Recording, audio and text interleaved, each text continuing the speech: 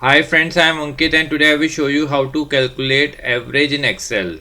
Friends, in Excel you can very easily calculate average by using formula. Now in this table, if you want to calculate average sales of quarter 1, 2, 3 and 4, then you simply need to use average formula. So type equal to average,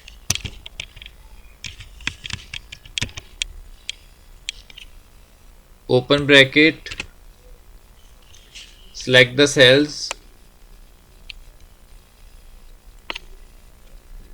and close the bracket and press enter. Now friends, it has calculated the average of Q1, Q2, Q3 and Q4 for XYZ Limited.